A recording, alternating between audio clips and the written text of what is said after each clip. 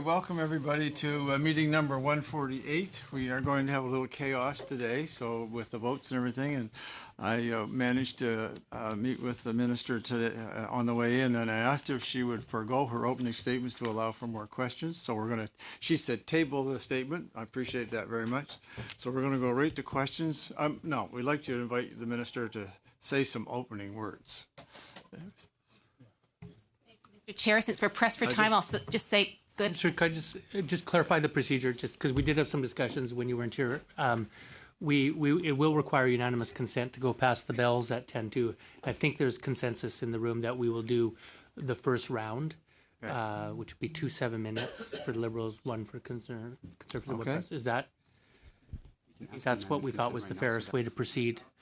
Unanimous consent right now to extend. Once the bells ring, can we continue on until the very last minute? Do we have unanimous consent? 4:10? No, to continue until the first round's complete, which would take us till about 4:10. One round question, all right, as long as we have time. Okay, well, thanks very much, and welcome, Madam Minister. And sorry for the confusion, but I'm just going to launch right in and invite you to give us greetings, and then we'll go to questions. Good afternoon, everyone. Thank you so much. It's a pleasure to be here, and thank you for agreeing to allow me to table my remarks, and we'll jump straight into questions. So it's always a pleasure to be here, and thank you for the invitation. All right, we're going to open our 7-minute round with Mr. Ouellette. Well, thank you very much. Merci beaucoup, Ministre, pour venir ici. Thank you, Minister, for coming here. I just wanted to say a few words about mental health. I thought we would talk about, according to Statistics Canada, 1 in 3 Canadians is affected by mental health issues, and that has an impact on many experiences in the social economic conditions, and especially in Manitoba with addictions, with people living on the streets. I want to know what you're doing to help Canadians with mental health issues and how to deal with addictions in Aboriginal communities and everywhere. Thank you once again for an extremely important question.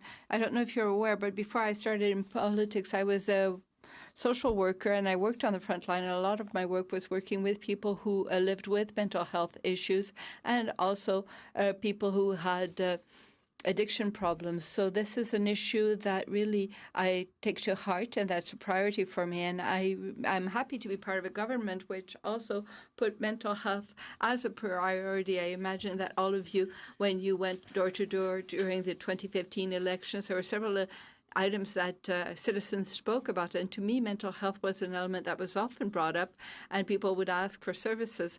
So in 2017, I was really pleased with the budget that we had, a historic investment in mental health, $5 billion over 10 years. I'm pleased as well to be able to confirm to the committee that we were finally able to finalize the bilateral agreements with the provinces and territories and give them money, which was historical. For the first time, I think, all of the provinces and territories agreed with the common indicators, and we settled on a list of indicators because we want to be able to carry out an analysis to see where these investments went and what difference did they make. And this analysis starts this year because for 2 years we've been amassing data. So I'm really looking forward to more information. Now, for addiction in your province, the crisis with methamphetamines is a very real crisis, and there are other problems with substance abuse. And I know that the opioid epidemic is also devastating and has brought up many problems. A lot of people have lost their lives. So once again, this is a priority for our government.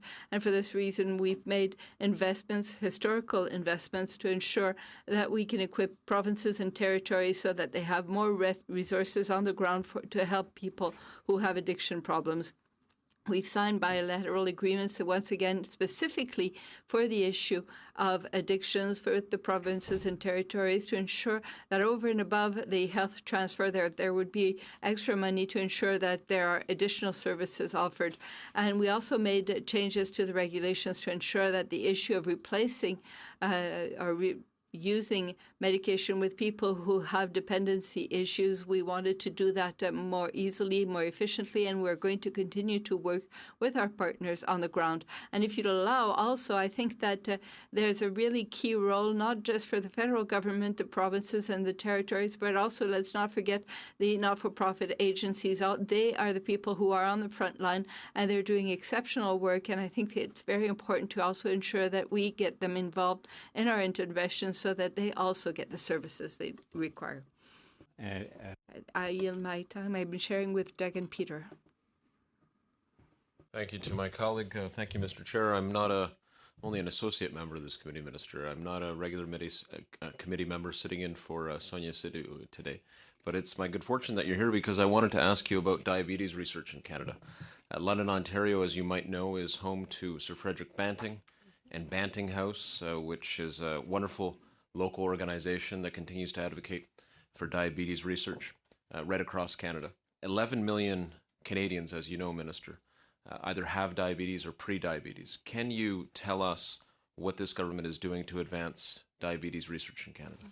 Well, thank you very much, Peter, for this very important question. And yes, absolutely. It's quite ironic that you're replacing Sonia Sidhu because Sonia is absolutely passionate about the work in this area. And it's always making sure that we think about further investments in this very important area.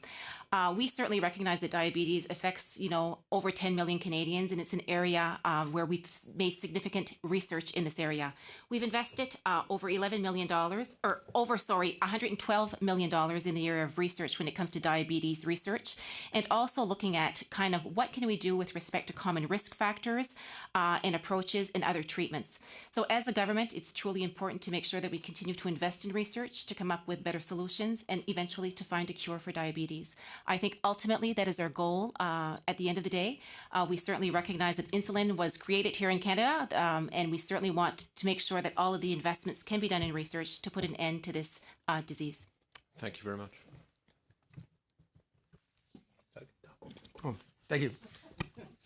Thank you for also sharing your time with me. Minister, as you know, I've been very active in the file on a national pharmacare program. I was wondering if you could tell me that since the working group on pharmacare has released its interim report, what steps the government has taken towards establishing a national pharmacare system.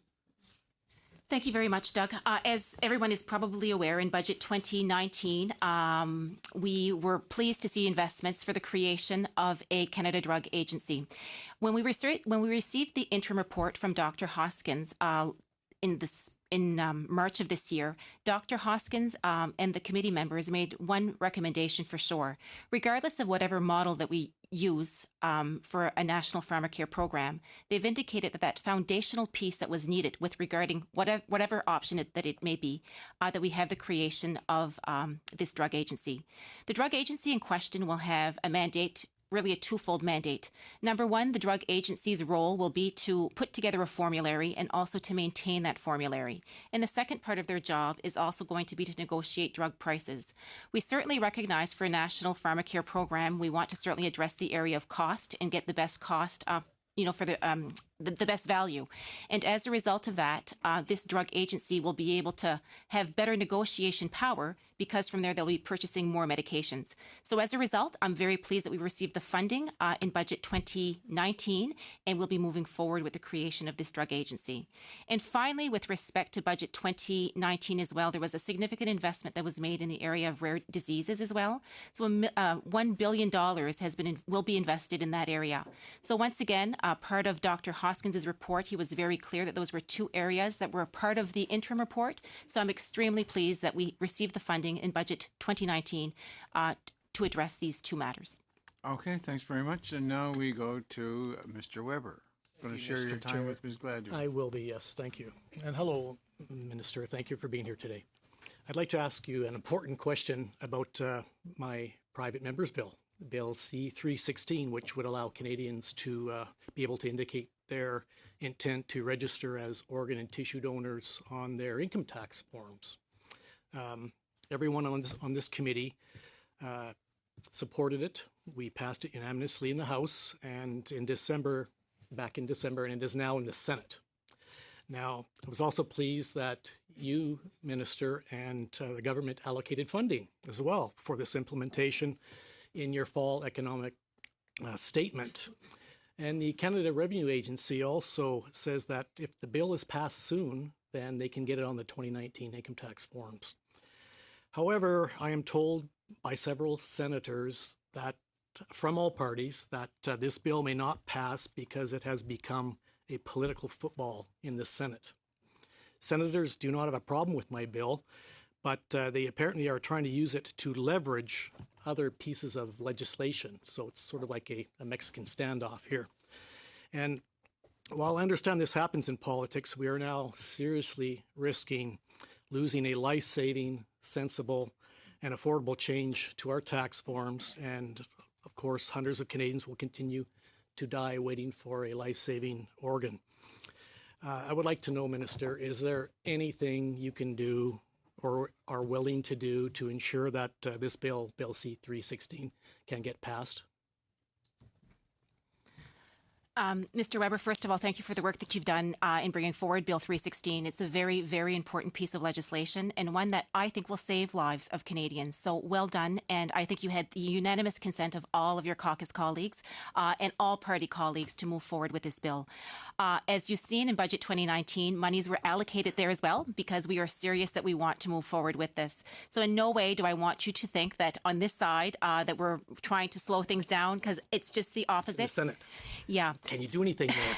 Well, we know that the Senate is independent, but we certainly know that there's quite a few bills right now that are in the Senate. And I have to say, I absolutely respect the work that the Senate does, the work that they do on a daily basis. It's an important part of our functioning here. But I truly hope that we'll be able to see the passage of your bill and a few other bills. What I can commit to you is that if some of the senators that I do know, I will certainly speak to them. Thank you. Appreciate that. Without putting any pressure, of course, on them. But I'm more than happy to have that conversations with the senators that I do know. And again, I have to say, I truly feel that your private member's bill is going to make a significant difference. And I was very pleased that we were all able to support it. Just have to get it to pass, Minister, and I have worries. Anyway, all right. So my question actually is probably not a surprise. So Health Canada is responsible for the cannabis regulations that were put forward. And I have received numerous complaints from all over the country. I'll give you some of the locations: Aldergrove, Dufferin-Caledon, Kawartha Lakes, Clearview Township, King Township, North Dundas, Aurora, Leamington, Banastra, Clinton, Tay Township, Severn Township, and a number of others. And basically the complaints are about odors coming from people that are growing operations, security there, and people growing more plants than their license actually will permit. And calling Health Canada the 1-800 number is not effective. I've been escalating these as high as Simon Kennedy. I know he's probably got some specific answers on these, but still Health Canada does not appear to be enforcing the regulations, and the police say that they can't enforce Health Canada's regulations. So when is Health Canada either going to enforce their regulations or inspect and remove the licenses of the people that are not adhering? Well, thank you very much, Ms. Gladue, for your question. And I'm not surprised that you're asking it today. And thank you. I think that we all recognize that our government has committed to delivering and putting together a legal and a regulated regime when it comes to cannabis. And the reason why we wanted to do that, as we've said on many occasions, was to protect our youth, but also to displace the black market. I have received some queries from yourself and other members of Parliament that have received some concerns from people within their constituents with respect to these types of matters. One thing that we have to be clear, however, is that the courts have been clear that people that need cannabis for medical purpose need to have reasonable access to cannabis. And for some individuals, some people have received some injunctions in the past, and also we've put together a new Cannabis Act last year. With respect to the new Cannabis Act last year that was put together, as such, the minister has received new powers that didn't exist before the new Cannabis Act. Some of those new powers that have been put in place is that if someone has an authorization, and the authorization, not the prescription, but the authorization, seems like really that the amount is really astronomical, that it's just not reasonable, the minister can now decline that authorization. In the past, that wasn't the case. The other thing as well, with respect to Health Canada inspectors, they are able to go into these facilities and to conduct checks to make sure that people aren't growing too much cannabis, that they're following the authorizations. If the authorization, however, that they're doing the growing within their home, Health Canada can't enter the home without a warrant. That's the police that need to do that. But if they have it in a warehouse or in a field, let's say, they certainly can go and do the inspections.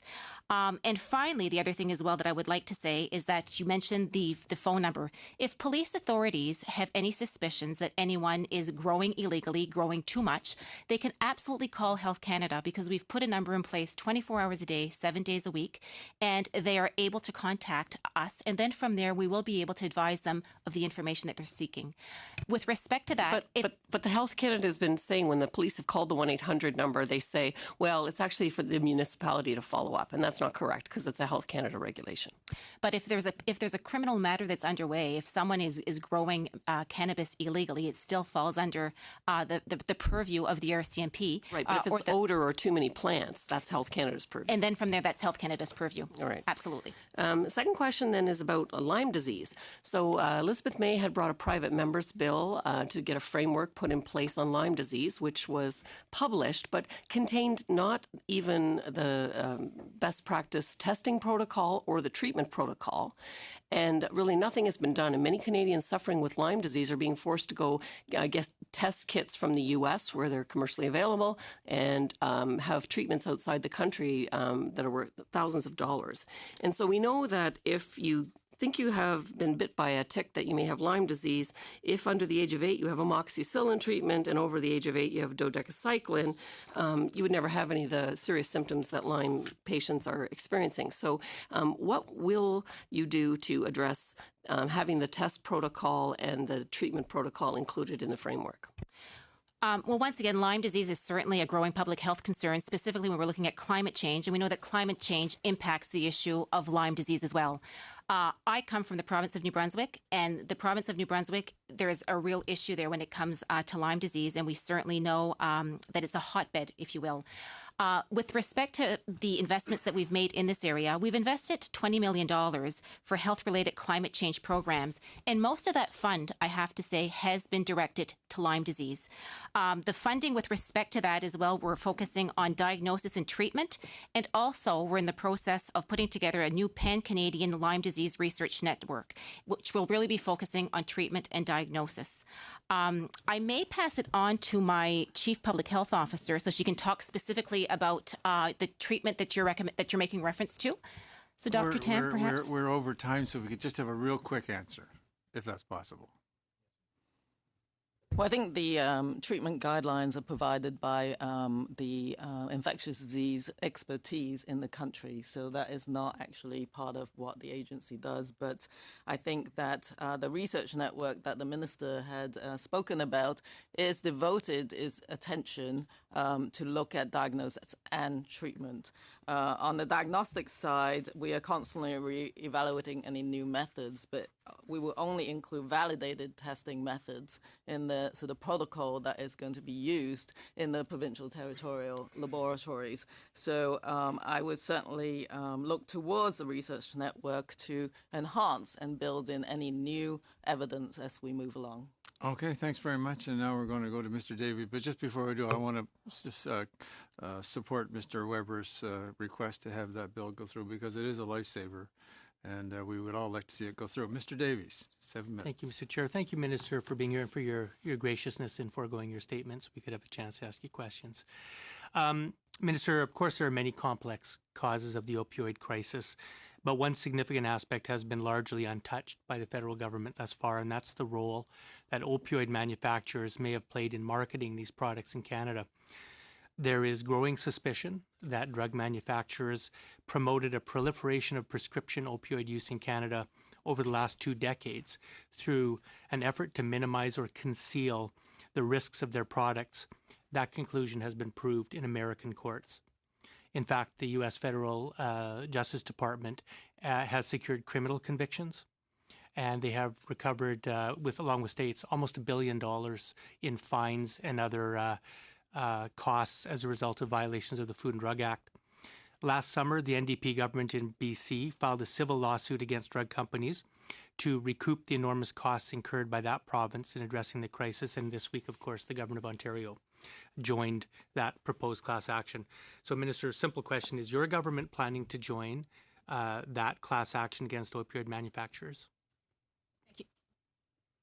Thank you, Mr. Davies. Thank you so much for the question. And I have to say, we're following very closely the two lawsuits that have been filed by British Columbia and also this week in Ontario.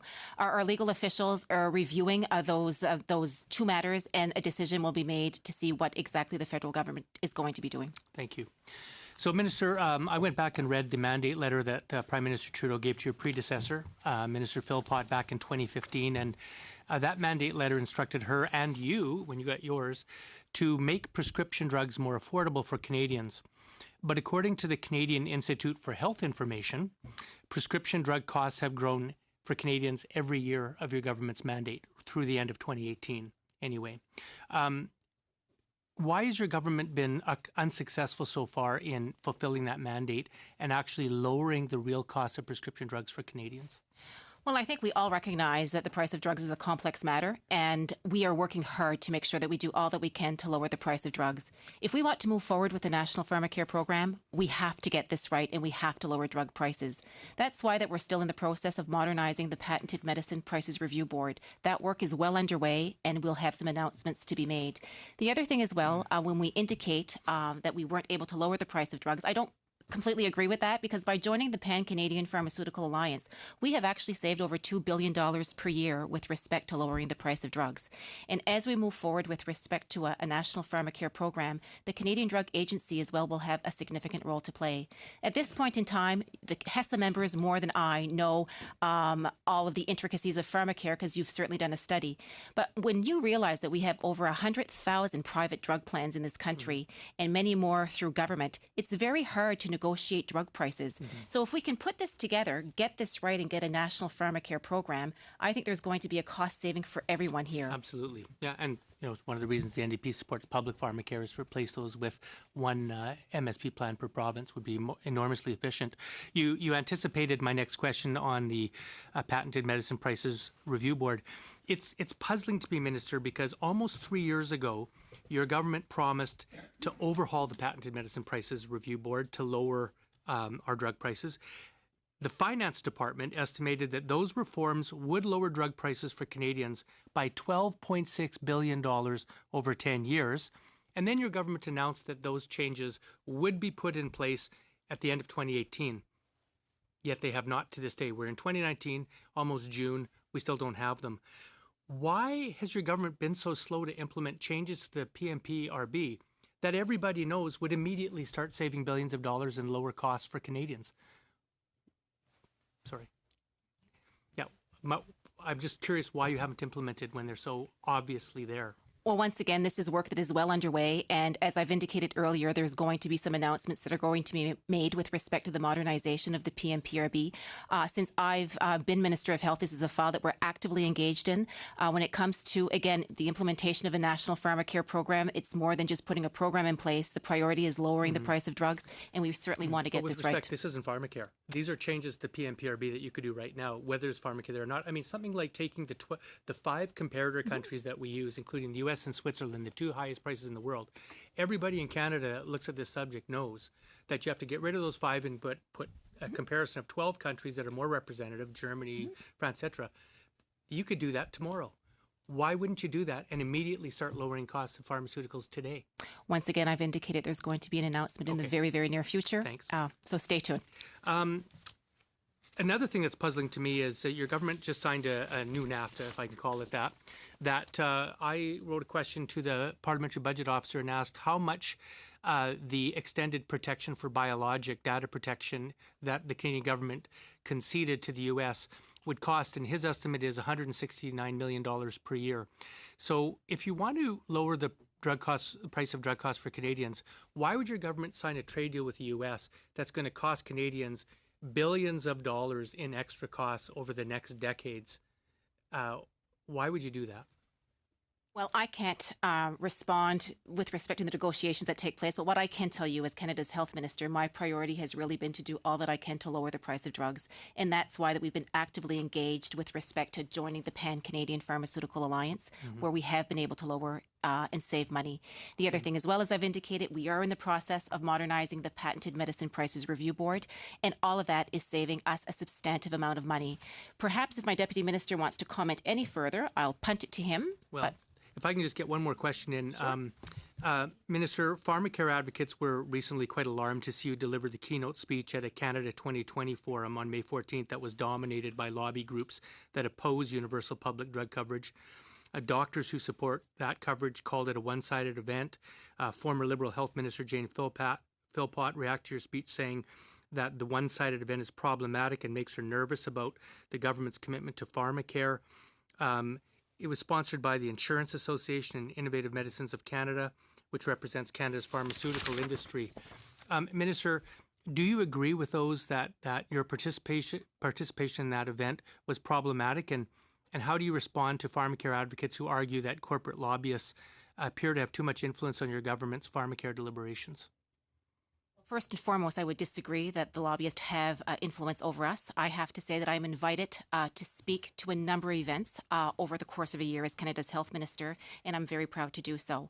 When it comes to the National Pharmacare Program, if you were to see my notes, and I can provide them to the committee here with respect to my message that I gave to them, it's always the same message. It's always a very consistent message that our plan moving forward is to move forward with the National Pharmacare Program. Is that a public plan?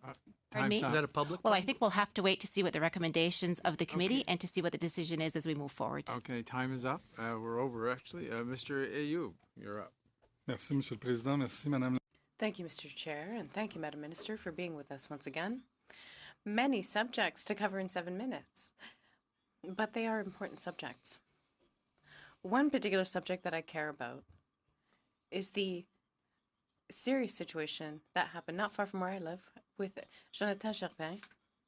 I know that you met the father of Monsieur Gervin. The high content of there are drinks that have sugar and alcohol content, and we need to change the regulations.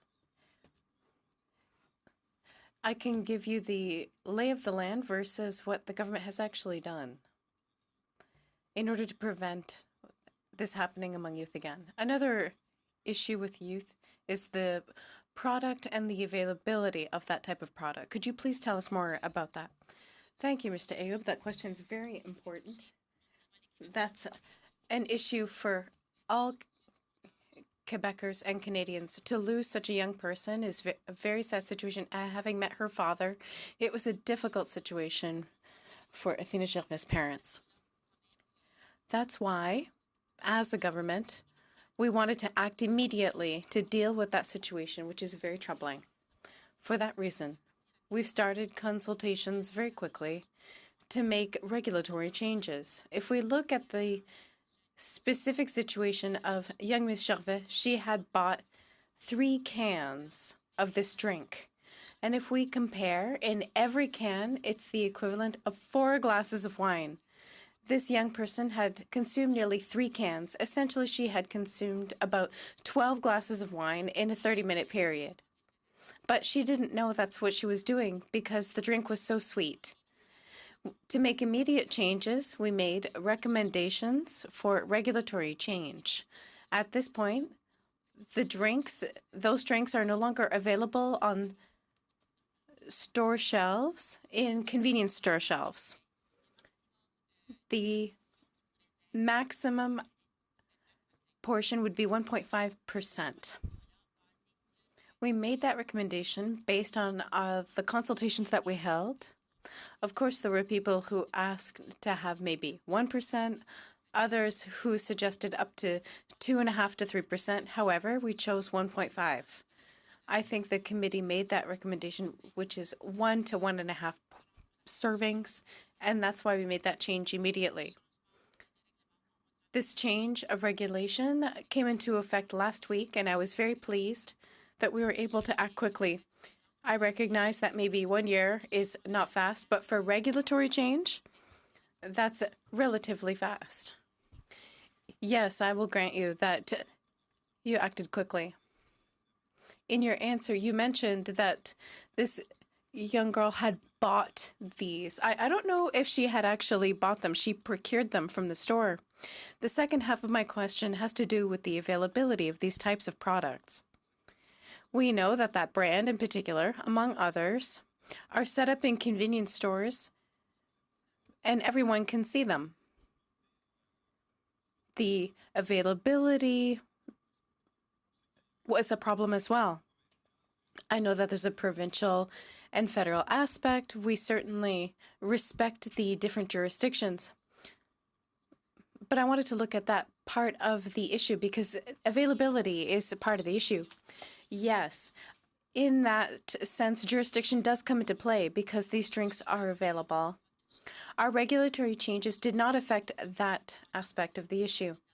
But last week, when we announced our regulatory change, we recognize that we need to raise awareness among young people in order for them to understand what the risks are of overconsuming alcohol, not just youth, but adults as well. We recognize that alcohol is a drug that is commonly used, and we need to make sure that the public is well aware of the dangers associated with overconsuming alcohol. Another aspect of the question I'd like to raise are home care, especially for seniors. I know that that's a point that was very important for our government. Our government invested a great deal.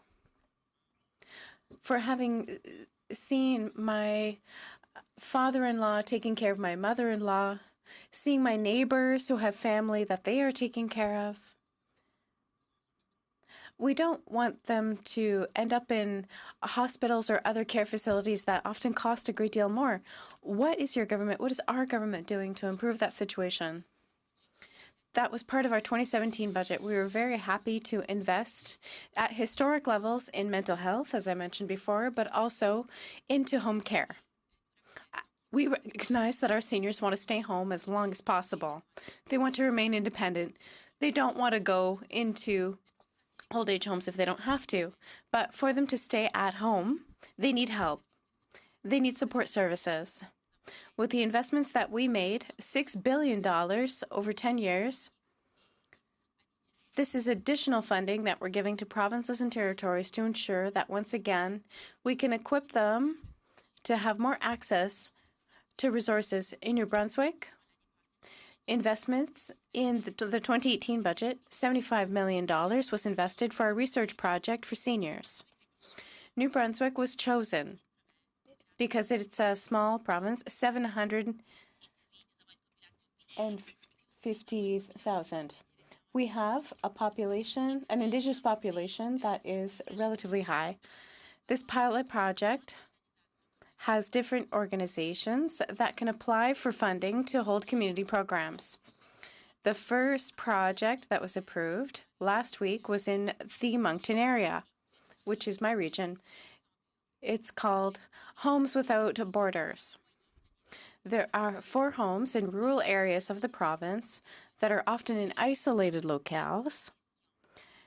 The homes in question will hire additional personnel to offer home services to ensure that seniors take their medication, that they're nourished, that their nails are cut, that their yard is cleared.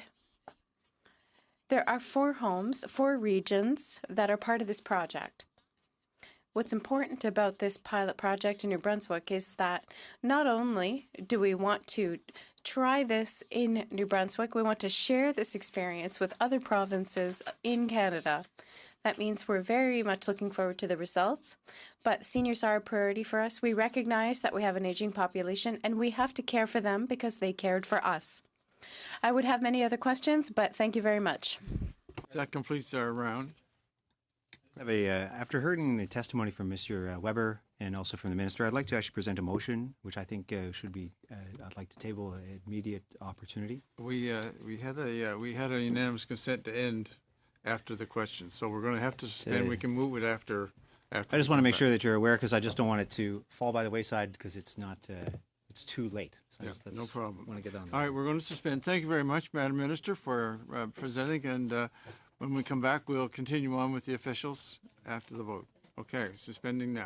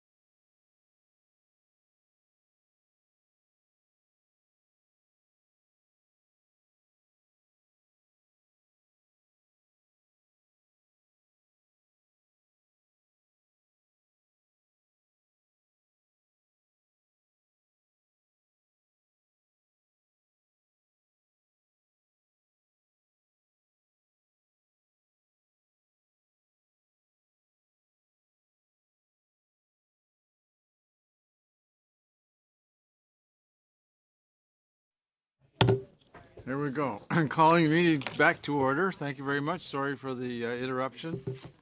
I will return to our study, and I would like to introduce our guests now. I didn't introduce them at the first because I didn't want to waste even a moment.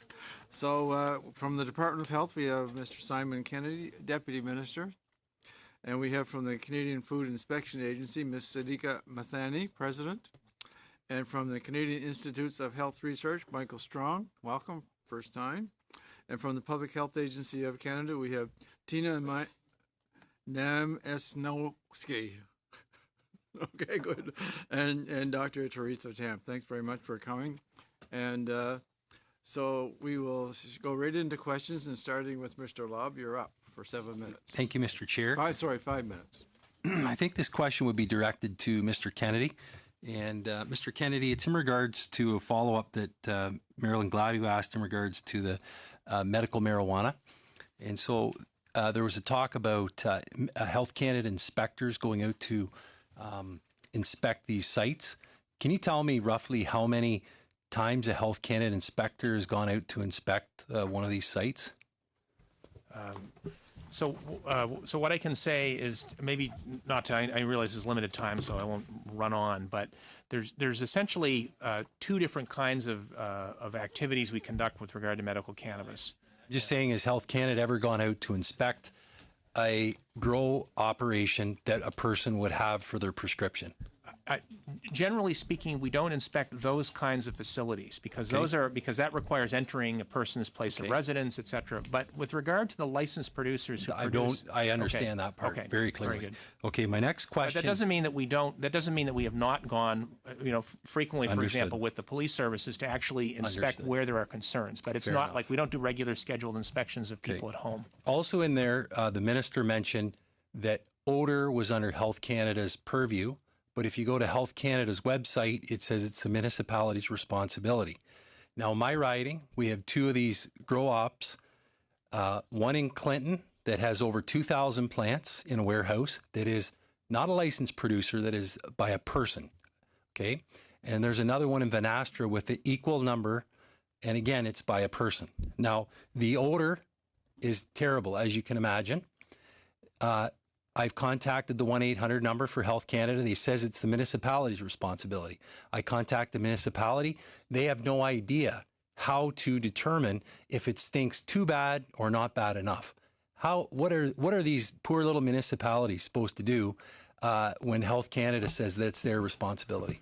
So, as the minister said, the minister said that we have new authorities with the Cannabis Act to take action in these kinds of circumstances where it is warranted. So, I cannot say that will mean, with regard to every individual growing at home, that we would be able to exercise new authorities. But certainly, this is in a warehouse. A person, 4 people have purchased a warehouse, and there's over 2,000 plants in this one warehouse, and it's a personal prescription. It's a personal license. The odor is horrendous. I've called the 1-800 number. They said it's not Health Canada's response. That's what they say, responsibility. It is the municipality's responsibility. So what are these little municipalities supposed to do to know if it's supposed to stink too bad or not in somebody's backyard? Because this warehouse backs onto residential properties. So what are they to do? Well, one of the things that we try to do is work with municipalities, for example, with the Federation of Canadian Municipalities, to try to provide advice and guidance on how they should approach these matters. What are they to do? How are they to measure the stink of these? How do you, because you can imagine, one plant's not so bad. 2,000 plants, it's like, it wrecks their property. So how are you to monitor this? What are you telling FCM to do? I think what I would have to do is, Mr. Chair, is I'm more than happy to get back to the member with a bit more detail on this issue. I mean, I will be the first to say that I don't have a granular answer to what standards might exist with regard to odor, but I can assure you that, I mean, we do have a strong interest in making sure people are following the rules. It's a reputational issue, obviously, for the department where there are community concerns, and so we do, within the constraints of the law, we share the interest of trying to address this. So I'm happy to get back and try to provide as much as I can. And if there are, to be frank, if there are examples in your constituency or others where people feel there are serious concerns, I'm happy to hear about it, and we will certainly try to follow up. Okay, if I have time, it's in regards to a class of antibiotics called, and I'll probably get this pronunciation incorrect, fluoroquinolones. Okay, and so there's at least 2 individuals in my riding that have had nerve damage from taking these antibiotics. And I know that in 2017, I'm reading this article here, it talks about how Health Canada is aware of this side effect of antibiotics. And I'm just wondering, why are we doing this? Why are we allowing this class of antibiotics to be available to when we have numerous cases of people suffering different types of damages, one aorta tears and now these nerve damages. So what are we doing here to help these people out? Sorry. I can speak generally to how we regulate whether it's antibiotics or other kinds of therapeutic products. So I can't speak without, consulting my colleagues back in the department on the specifics of this particular compound you're talking about. But as a general rule, for many of the products we regulate, there is a risk profile. There will be, even products that are well known and widely used, there will be some risks that they present, and there are some individuals who can have an adverse reaction or a bad outcome. So when we regulate, we are typically, when we look at the clinical trial data and when we gather up all the evidence needed to make a decision, there is frequently a calculus of whether the benefits of the product outweigh the risk. So in the case of a product such as the one you're discussing, which has received a Health Canada approval, there is a judgment about whether that product actually confers a benefit, even though there may be risks associated with it. And ideally, you want to make sure that those risks are well understood and well characterized, and that they're on the product monograph, so that when physicians are prescribing and when patients are using it, they have a really good understanding of the risk. And as you would know, presumably taking medication, sometimes you look at the monograph and it will lay out the various risks that are there. What I will say is that when new risks come to our attention after a product is on the market, or where risks that we once thought perhaps were less serious turn out to be more serious, there is post-market surveillance done. Like, we do follow up. And where perhaps there might be evidence that the risks are actually serious or some new risk has been identified, we will often have a second look. We'll have an expert panel that might... Would it be possible... Would it just be possible for somebody in your department to send us an update, perhaps through the chair? Absolutely. Thank you. That would be fine. Okay, thanks very much. Thank you. Now we go to Dr. Ellison. Thank you, Mr. Chair. Thank you all for coming. Now, I'm not sure if this is directed towards the Department of Health or the Public Health Agency, probably Department of Health. This is regarding the commitment in Budget 2018 about the Emergency Treatment Fund for to help enhance territorial and provincial drug treatment programs. Can you outline how that's gone forward so far? In general terms, how we've gone forward with allocating the funds for these programs? Yes, Mr. Chair, that would be my response. So I can say that there was the $150 million allocated for the Emergency Treatment Fund. The hope and the design of the fund is such that we wanted to get it into the hands of jurisdictions relatively quickly, and we want to use it to help them build their capacity to develop substance use treatment kind of capacity. We have reached agreement with every jurisdiction in the country to flow those dollars. All of those agreements were signed and in place before the start of the fiscal year. So I can report, just as an update, that we have now inked deals with all jurisdictions, and the money is flowing. I don't, off the top of my head, remember over what time frame the money can be spent, but it's not all. It doesn't all have to be spent in 1 year. There is a flow. It can be spent over a couple of years, and so all of those agreements have been or will ultimately be made public on our website, and people can see the action plans developed by each jurisdiction and how the money will be spent. So there is a measure of transparency depending on what province or territory you live in as to what the money will go towards. Great. Thank you. Yep. Now, I know in my home province of Manitoba, there were some delays with the Health Accord. The Manitoba provincial government didn't sign the Health Accord until fairly recently. Did that delay in signing of the Health Accord lead to delays in any of that money going to Manitoba, or was that treatment fund independent of the Health Accord? Well, I can't, it probably wouldn't be appropriate to get into some of the kind of details of kind of the cut and thrust of the conversation. What I can say is that we had very cordial and very productive discussions with Manitoba. Some jurisdictions signed earlier, some signed later. I know there was obviously some media coverage around the situation in Manitoba, but ultimately we did have a signed agreement before the start of the fiscal year, and were able to flow the money and so on. Okay, and when was that? I apologize. I believe it was sometime in March. I Okay. could get you the exact date, but it was certainly before March 31st. It was before the start of the current fiscal year. Okay, Yeah. but was it after Manitoba signed the health accord? But both the health accord agreement with Manitoba and the the emergency treatment fund agreement, they were both signed before the start of the fiscal year. Okay. And what I can say is that our objective, it certainly as a ministry, our objective was before the commencement of the fiscal year, we wanted to be in a position where those agreements were signed with all jurisdictions, because as soon as you're in a new fiscal year, you have to worry about reprofiling money and all that. So from a kind of a financial point of view, we achieved our objective. All jurisdictions signed both agreements before the start of the fiscal year, and Manitoba included. I'm sorry, I don't remember off the top of my head which came first, but I'd be happy to get you the dates and the details if you wish. Okay, thank you. Thank you. Now, there's another item regarding the harm reduction fund. I believe it's $30 million over 5 years.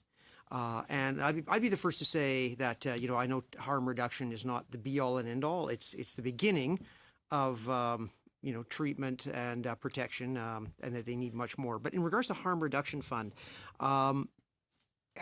is that money being allocated, and do we have agreement with all the provinces for the allocations of those funds? So the work is still going on how that money is to be allocated.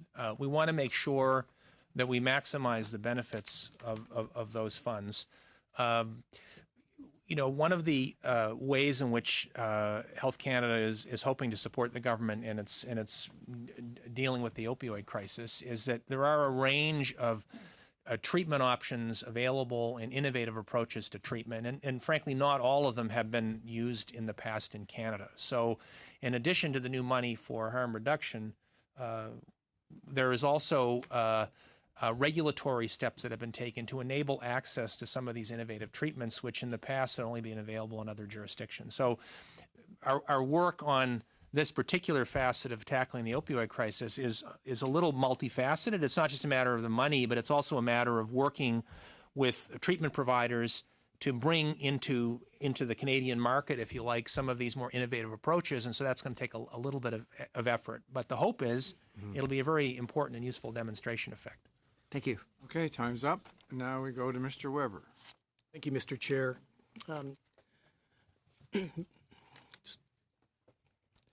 Thank you.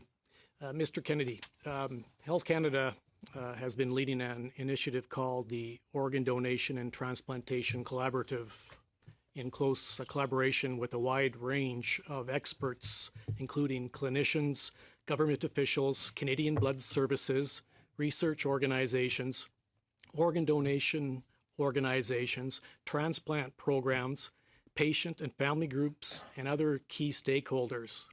Now, this collaborative's goal is to develop concrete and actionable options to improve organ donation and transplantation performance that meets Canadians' needs and improves patient outcomes. Now, the National Transplant Research Network, which is part of the collaborative, have been funded by Dr. Strong, your Canadian Institute of Health Research. You've been funding them for 5 years, during which it provided new knowledge that is helping inform important policy decisions. Your Canadian Institute of Health Research has recently provided just a short-term extension of $1 million per year for 3 years for just infrastructure support. Now, the National Transplant Research Network, they are bringing $57.3 million in committed partnerships to the table to continue their work. But to secure these commitments, they have requested $30 million from the federal government for their 5-year proposal that will build on the government's previous investment to place Canada as a global leader in research and innovation in donation and transplantation. This will be entirely complementary, Mr. Kennedy, to Health Canada's ongoing work to fix the system by providing the new knowledge needed to move forward. This program has proven to be a high-profile international success, and its continuation will assist the minister in meeting her mandate towards saving the lives of Canadians needing transplants. So as you know, our committee sees research as the key to driving the innovation that we need to improve donation rates and outcomes. And so I am wondering if you can share what the next steps are being planned by your departments specifically to support the world-leading research that is being led by the Canadian Donation and Transplantation Research Network.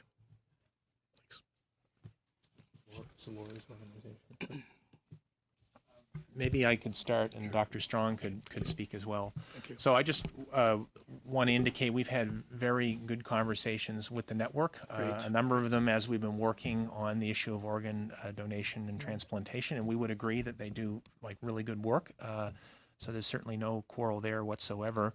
There was funding that the government set aside in the budget to further the work on organ and tissue donation and transplantation, and certainly we want to be talking to them and other stakeholders to kind of figure out what's the best way to deploy those resources and move ahead.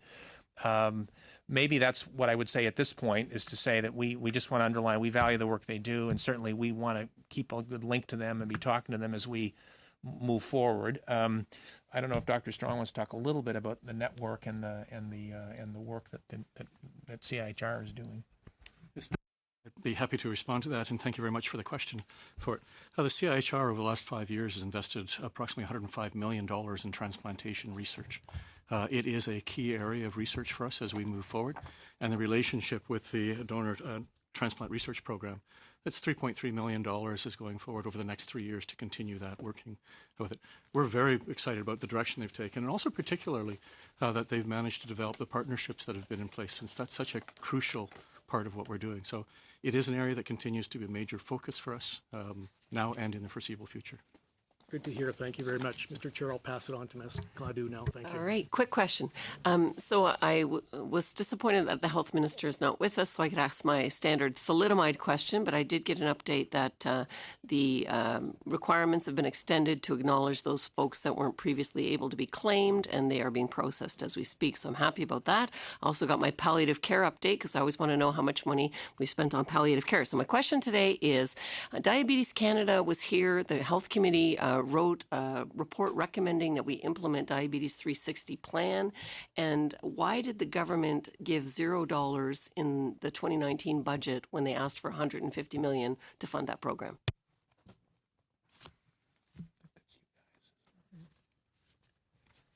I think, first of all, we want to acknowledge the work of this committee. And because there's quite a number of recommendations, and I think the government will provide its formal response to those recommendations, and that might address some of the questions that you're asking. So I think some of these examples of initiatives we need to examine them, but we think that a holistic, integrated approach that includes prevention and but also supportive social and physical environments is really vital to diabetes as we address them going forward. So I think we will definitely look at the recommendations and provide a formal response.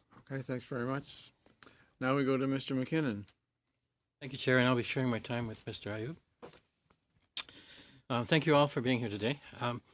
2 years ago, my private member's bill, the Good Samaritan Drug Overdose Act, became federal law. For my province especially, which has been and continues to be devastated by the opioid crisis, I'm proud that this law is making a difference in saving lives. I am most gratified to see awareness of the protections offered by this act are being promoted in a national advertising campaign. I'd like to thank you for that. I think that's very good news. I know also that part of our ongoing efforts to address this crisis, the Government of Canada announced a series of new funding in Budget 2019 to improve access to treatment and new funding for innovative projects. and I believe this is a question for Mr. Kennedy. Could you provide us with details? And I believe you touched on this with with Dr. Elson. Could you provide us with details on how these investments will help address this public health crisis? So glad the member asked this question because it gives an opportunity for me to do a little bit of a correction of my earlier response. So I think the confusion is, at least for me, no confusion on your part, Health Canada received just over $30 million in the budget to advance a number of measures which certainly could fall under the rubric of harm reduction. But there is a harm reduction fund of an almost equivalent amount that the Public Health Agency also stewards. So I think maybe when we get back to the committee with a bit more detail, we can elaborate on what's been done in both areas. I just wanted to correct because I think I misunderstood the question previously. On the funding in the budget that you've, honorable members, mentioned, there are a couple of major purposes. The first is we want to expand the availability of naloxone, and so there's going to be a significant effort to make naloxone more widely available than it is now. This is a life-saving overdose reversing drug. It is available certainly in many parts of the country, without payment. The Health Canada took this off of prescription status a number of years ago because of our desire to make it more widely available. The evidence suggests, however, that there are regions, certainly some rural areas, there are certainly parts of the country where maybe it's not as available as it could be. And so some of that money in the budget is to actually expand and make more widely available naloxone and to make training available for people to administer it. So that's the first thing. The second investment is, as I had mentioned in the response to the previous question, is that there are innovative treatments that are not as widely used in Canada in response to substance use disorder. And the idea is to launch some pilots to see whether or not we can successfully deploy those in Canada. And so, for example, substitution therapies for people who have a very severe opioid use disorder, for example, there is good evidence internationally that one of the ways to help stabilize those individuals and get them into a long-term treatment situation where they can recover might be to give them a much safer version of a substance as opposed to them turning to the street. And there are opioid substitutes such as hydromorphone and other kinds of therapies that are available. They have not traditionally been used in Canada, and so part of what that budget money would be to pilot some of those approaches, and they will be matched with regulatory action to allow for the import and the use of those products in Canada because historically they haven't been approved for those indications in Canada. Thank you. Merci. Dans le...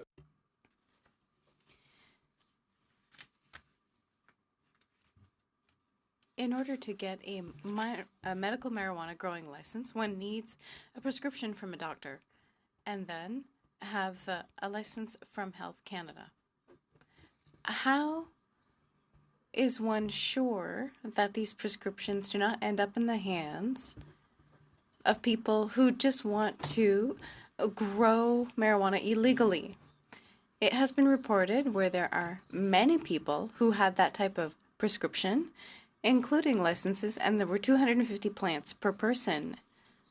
And then the police could not intervene because they had these so-called correct licenses. When someone needs cannabis, first of all, one needs a prescription from a doctor. It's an authorization. It's not necessarily a prescription. It's an authorization from a doctor. Then we have to conduct a process to make sure that it's a real prescription. And if the amount is elevated, if there are things that don't seem right, we follow certain steps to make sure that it's a good prescription. If someone receives our approval that it's a good prescription, one obtains a permit to grow plants at home. We have to make sure that the number of plants corresponds to the prescription. It's not possible to grow 200 plants if the prescription is only for 100. At that point, it's clear that the situation is illegal and the police has the ability to intervene. Their permit sets up a framework. Et on a, et comme le ministre a expliqué, juste pour finir, And just to finish my thought, we have new powers under the new Cannabis Act to intervene when we see that there are problems, powers we did not have before, and it is our intention to use those powers in those types of situations. Davies, final question. Thank you, Mr. Chair.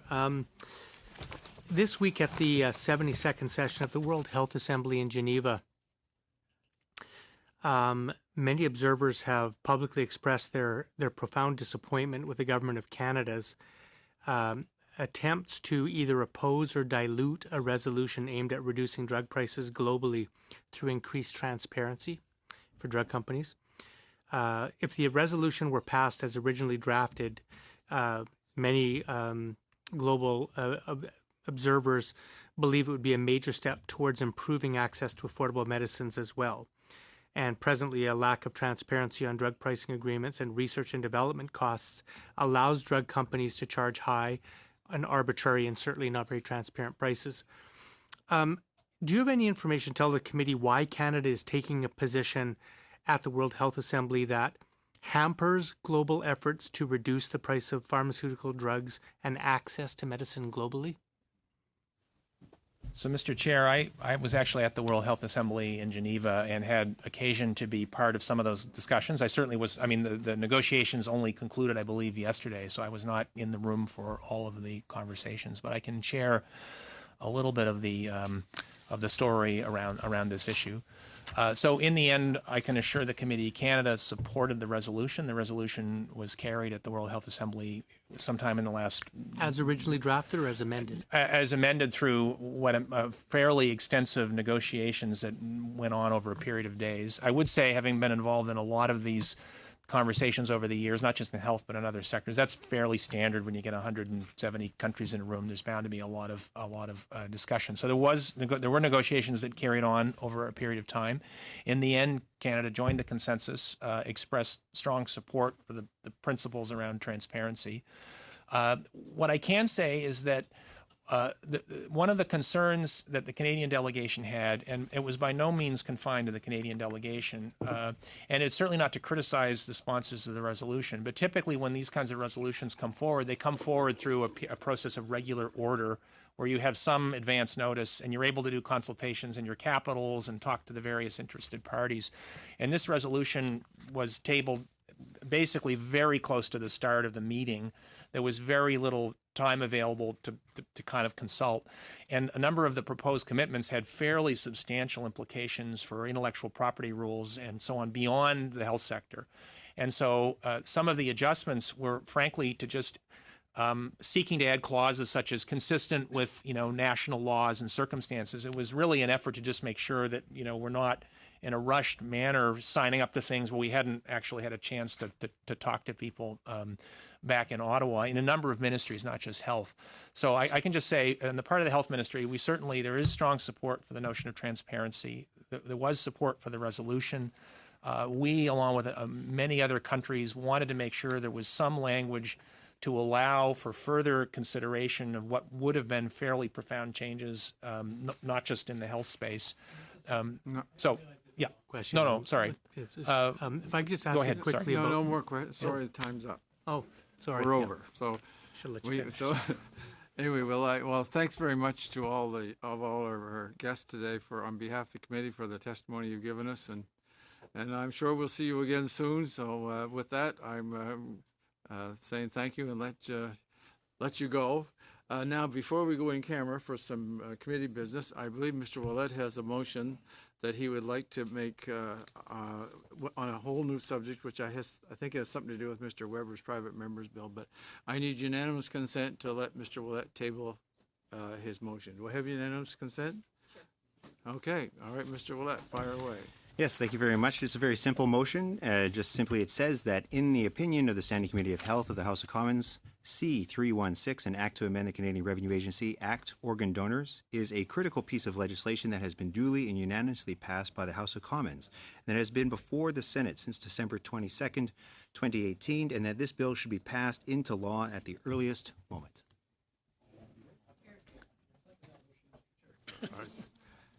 Any debate?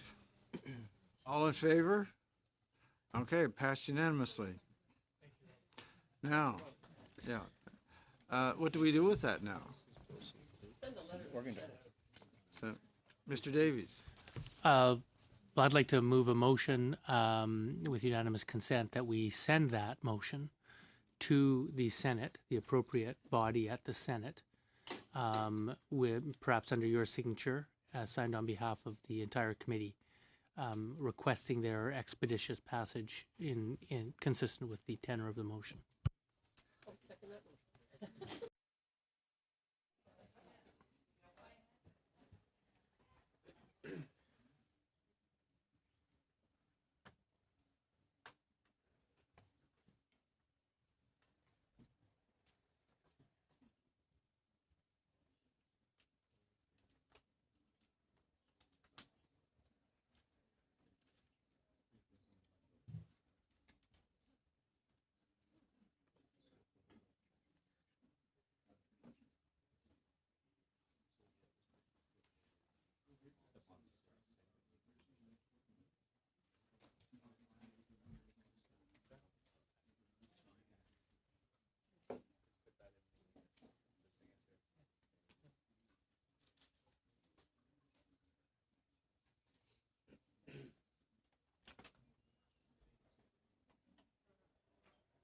Here's an interesting angle on it. The clerk tells me that a committee can't send a message to the Senate, but we can write a quick report and ask the House of Commons to send a message to the Senate.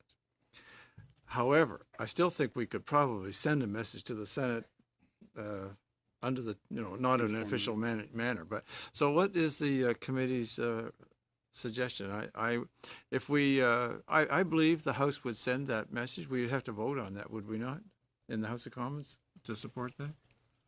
Yes, so the House would be seized of the committee report, and then it would be up to the House to decide what they want to do with the report. Okay. Mr. Davies. Thank you, Mr. Chair. Well, that sounds like a pretty unwieldy process to get it before the House with a vote.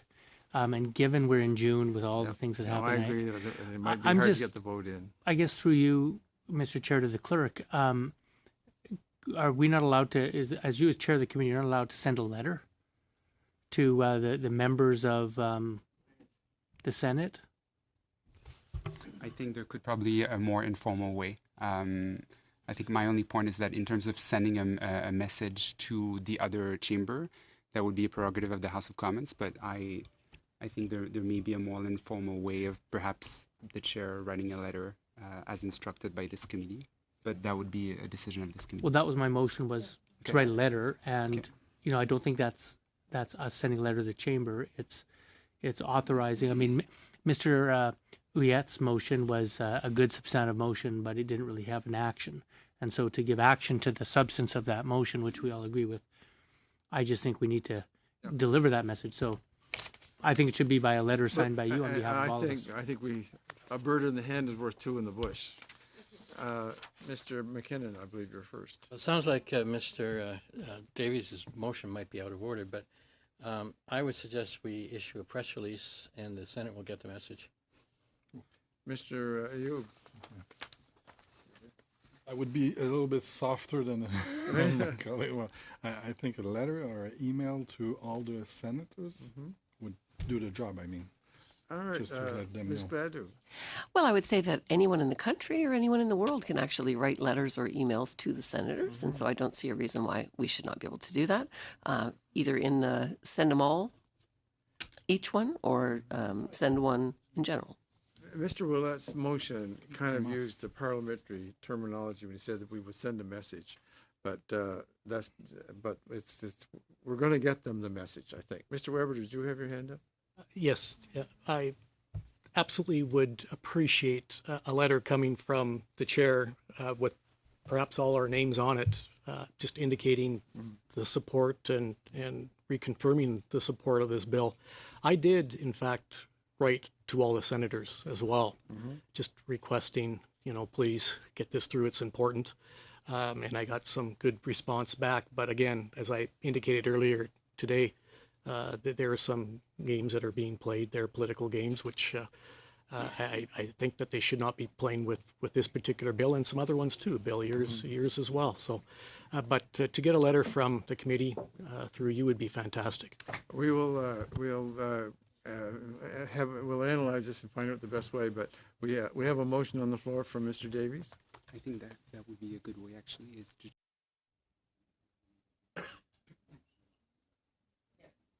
Okay, so we have a motion from Mr. Davies. All in favor of Mr. Davies' motion? Motion passed. We'll find a way to do this and get it the strongest message, because we all believe in it. We believe it will save lives, and it's being held up for that. we have some committee business, so we can suspend to go in camera. All right, suspend for a minute so we can go in camera.